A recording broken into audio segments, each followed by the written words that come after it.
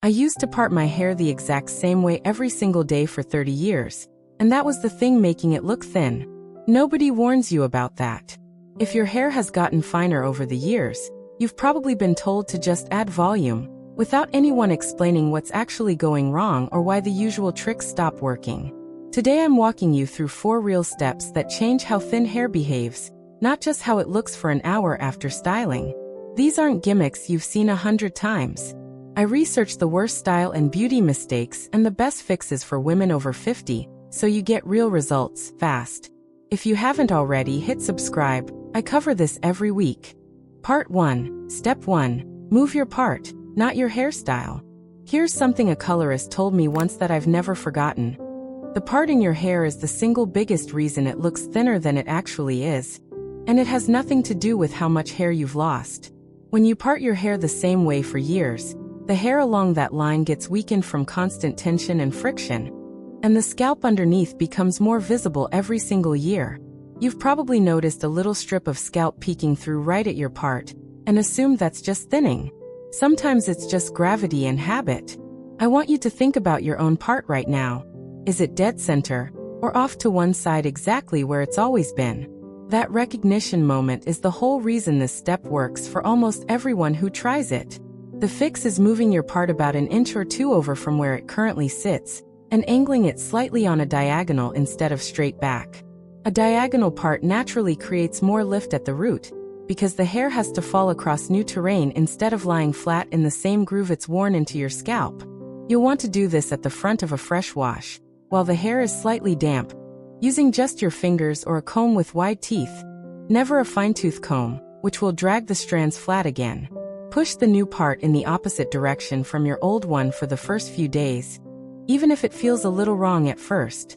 Your scalp will adjust within about a week, and the hair will start falling in the new direction instead of fighting you. Here's the part that actually changes how people see you.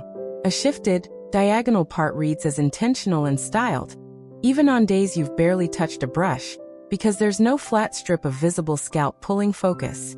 People stop noticing your hair is thin, and start noticing your face instead, which is exactly where you want the attention. I switched mine 8 years ago after a stylist in a tiny salon in Ohio pointed at my reflection and said, "You've been fighting your own hair for 2 decades, and she was right. Within a month, 3 different friends asked if I'd done something different, and none of them could say what. The result isn't fuller hair, technically. It's hair that photographs and looks fuller, which for everyday life is what actually matters." Before, her part sat dead center and flat, scalp showing through in a clean visible line. After, the same hair parted on a diagonal 2 inches over, falling with natural lift and no visible part line at all. That one change costs nothing and takes 30 seconds. But step 2 is about what's actually touching your hair before any of that styling even starts. And it might be working against you every single morning. Part 2. Step 2. Stop conditioning your roots. This one surprised me when I first heard it.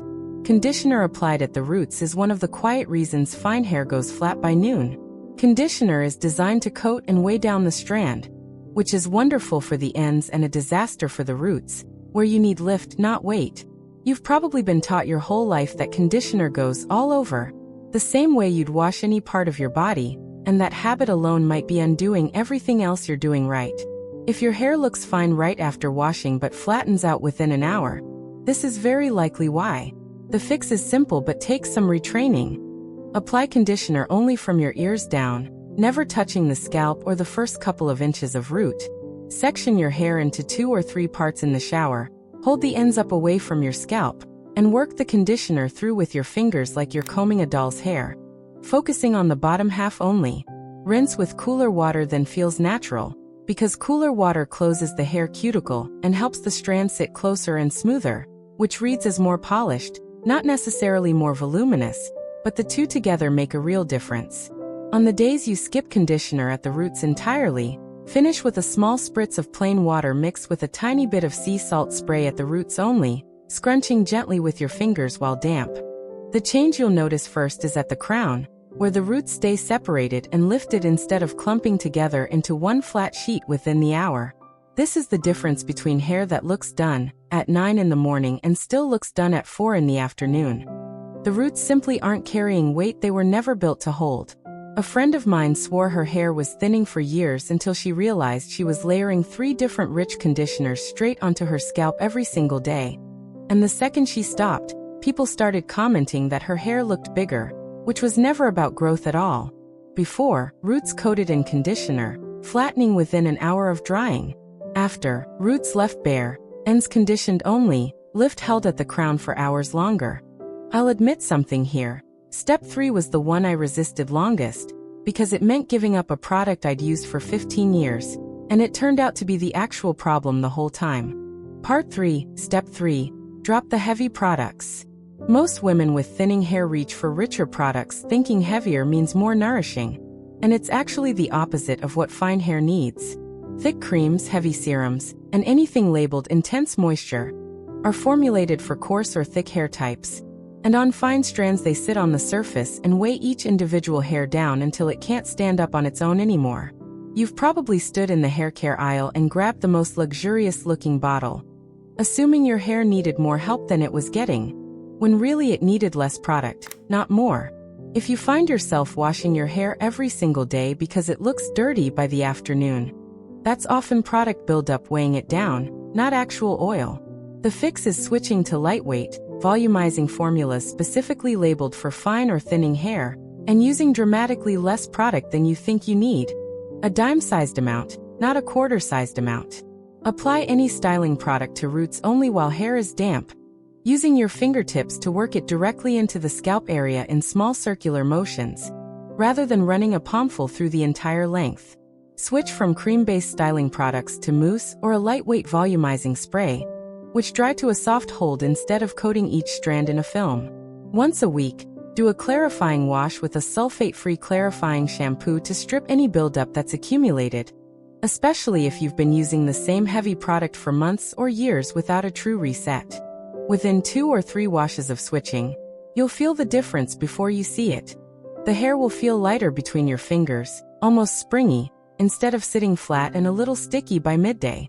This is the step that made the biggest difference for me personally, because I'd spent over a decade convinced my hair was simply going thin, when really it was being suffocated by product built for a hair type I never had.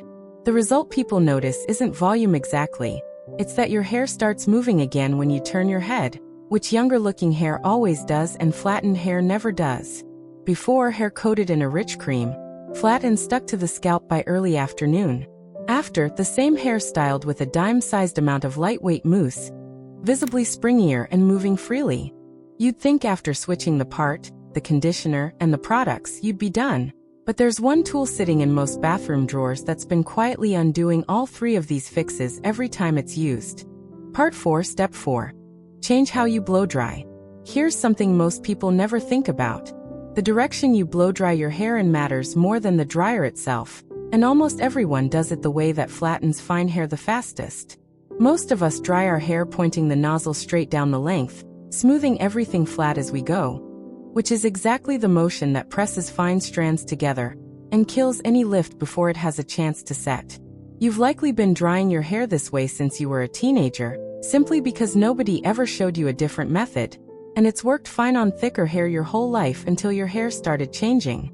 If you blow-dry every morning and still end up flat by mid-morning, the dryer itself usually isn't the problem. The angle is. The fix is drying with your head tipped forward, directing the airflow at the roots from underneath rather than from above, working in sections with a round brush lifting straight up and away from the scalp. Start at the back of the head where hair tends to fall flattest, flipping it upside down for the first few minutes of drying, and only flip your head back upright once the roots are about 80% dry. Finish each section with a 3-second blast of the Cool Shot button, which sets the lift in place the same way a cold rinse sets a blowout at a salon, locking the shape before gravity has a chance to pull it back down. Once roots are dry and set, switch to drying just before, not during, contact, holding the dryer a few inches back from the brush as you do the final pass. The moment you flip your head back up and the roots are already set, you'll see a kind of lift that survives the rest of the day, because you've dried the hair in the shape you actually want it to keep, not the shape gravity wants to give it. This is the difference between a blowout that looks good leaving the bathroom, and one that still looks good at a dinner reservation 8 hours later. A reader once told me she tried this exact method before her granddaughter's wedding and 3 separate guests asked who'd done her hair that morning. She'd done it herself, in her own bathroom, in 15 minutes. Before, hair dried pointing straight down, flat against the scalp within minutes of finishing. After, the same hair dried root first with a cool shot set, holding visible lift hours later. Put all 4 of these together, and you're not just styling around thin hair anymore. You're working with what your hair actually does now, instead of what it used to do 20 years ago.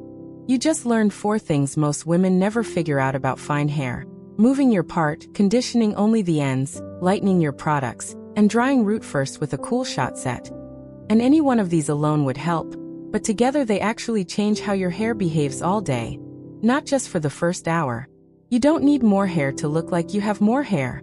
Which one of these 4 are you trying first? The part swap or the blow dry trick? Tell me in the comments. Next week I'm covering the cut and length mistakes that make thinning hair look even thinner, so you'll want to be here for that one. Like this video, subscribe to Timeless Wisdom Path, and I'll see you in the next one.